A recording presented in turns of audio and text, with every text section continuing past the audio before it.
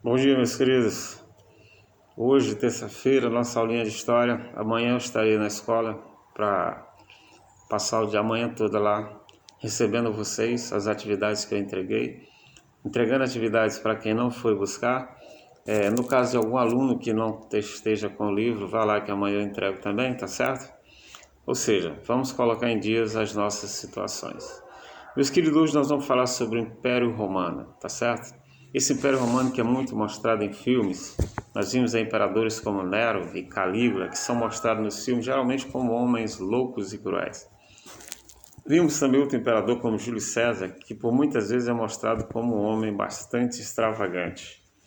As lutas entre gladiadores que a gente vê nos filmes também, aquelas corridas das bigas, o Coliseu Romano. Então são essas coisas que a gente vai detalhar um pouco aqui, tá certo? Muito bem. Vamos começar pelo governo do imperador Otávio Augusto.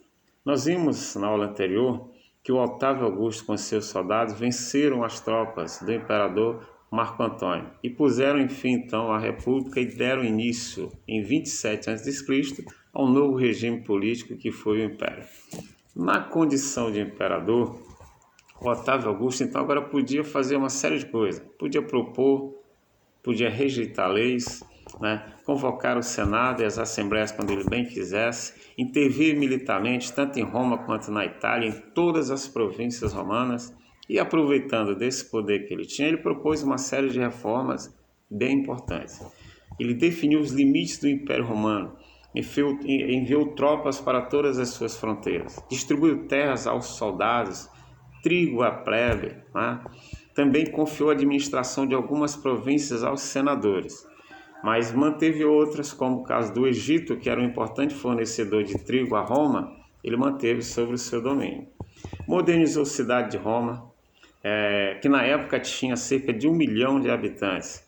Lá agora passava a ter prefeito, um corpo de bombeiro, monumentos que glorificavam a figura do imperador. Isso foram coisas que ele fez dentro dessas suas reformas, tá certo? Muito bem. Com essas reformas de Otávio Augusto, o Império então conhece um longo período de estabilidade, que ficou denominado de Pax Romana. Então, a Pax Romana foi um longo período de estabilidade iniciado no governo de Otávio Augusto.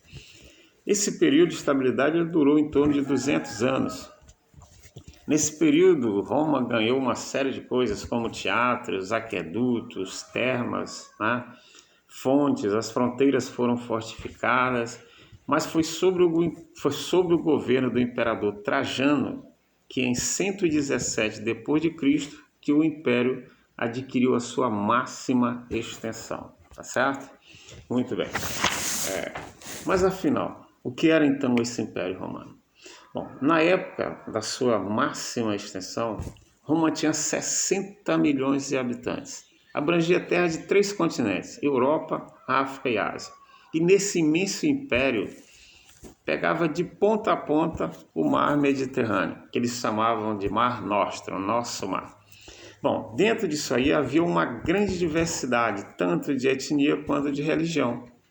Mas além dessa variedade, havia também grande diversidade de origens, grupos sociais diferentes, italianos, estrangeiros, livres, escravos e libertos. Todos eles habitavam as cidades do Império Romano.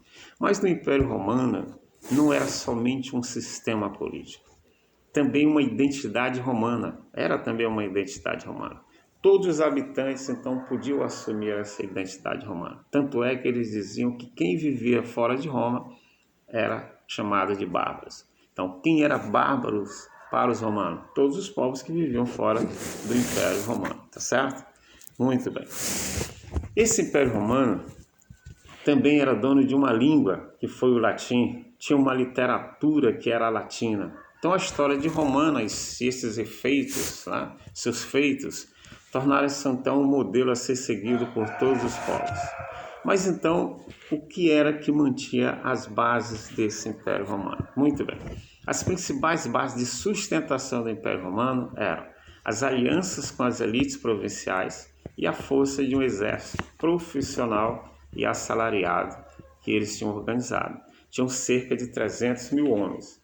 Bom, o apoio dessas elites, tá, garantia a ordem política e a cobrança dos impostos.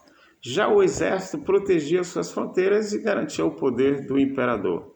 Mas havia, dentro desse Império Romano, havia também desigualdades, ou seja, no seu interior não era tudo essa pax romana para todo mundo. Existia muita desigualdade social, isso existia, tá certo?